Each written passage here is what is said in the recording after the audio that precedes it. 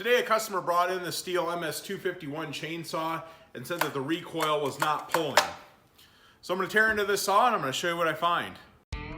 I opened the saw up on the recoil side, inspected the whole recoil system. Everything worked great when the recoil was off the saw.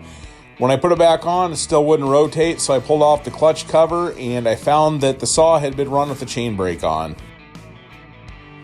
Unfortunately for the customer, it ended up melting the needle cage, the worm gear, and all the plastic that was surrounding the brake assembly. When the saw was put down and it cooled, all the plastic held on to the crankshaft, would not let it rotate over. Needless to say, it was a royal pain to get the sprocket off the saw. I had to use a punch to break the needle cage apart to be able to remove that.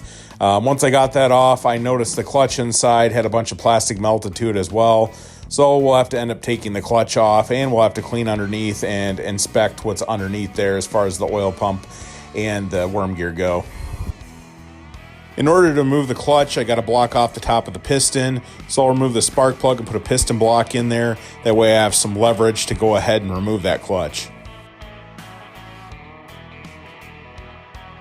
This particular saw takes a 19mm socket to remove that clutch. I use the impact, especially on this with all the melted plastic. There was no way I was going to get it off doing it by hand. Once I got the clutch loose, there was still debris on the crankshaft, so I had to scrape that off in order to remove that assembly. The clutches normally come right off. Anytime you have damage like this, it's really just trial and error. You have to pry it. There's just a bunch of different things, and every situation is going to be different depending on how much melted plastic's around there. It's hard to tell from my lighting, but the clutch and sprocket were both rainbow color, blue, purple, so you know it had been heated up quite a bit.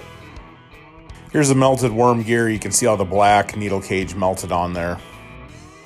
The big black bubbles at the bottom there are actually part of the case that melted off when they came in contact with the hot brake band.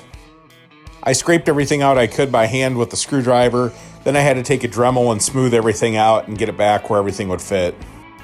I don't like having to modify any of the saw, but in this case the saw was completely garbage if I didn't go ahead and clean these areas out.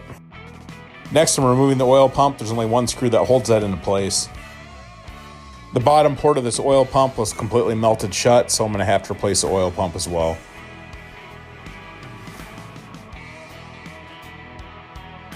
More burnt plastic to remove.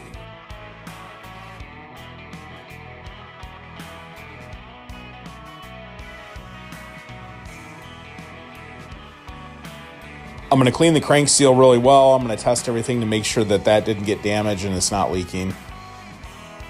The customer got lucky on this saw. The saw was almost melted through and beyond repair.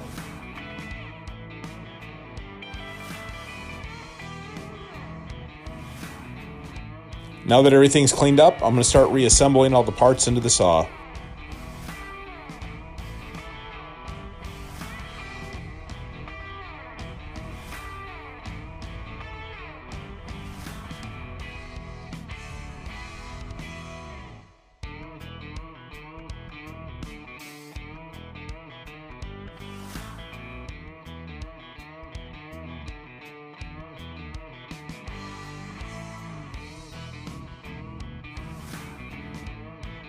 Next, I'm going to install the sprocket. This little notch right here is going to be where the worm gear fits in.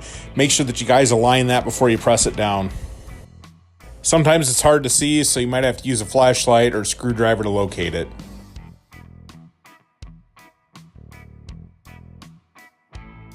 Next, install the needle cage into the sprocket. You're going to want to work this around evenly. Sometimes they fit tight. Don't push too hard or you'll end up busting it. Sometimes I'll use a socket and put it over top of the needle cage and just lightly hit it with a hammer until it seats into place. Last thing you got to do is put the washer and the E-clip in place.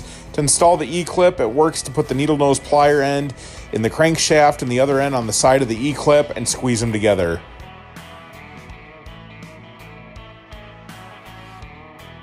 Alright, if you guys are running your saws, make sure you have your chain brake off. If you guys are running them with the chain brake on, it's going to end up burning a whole bunch of stuff up and cost you hundreds of dollars to fix.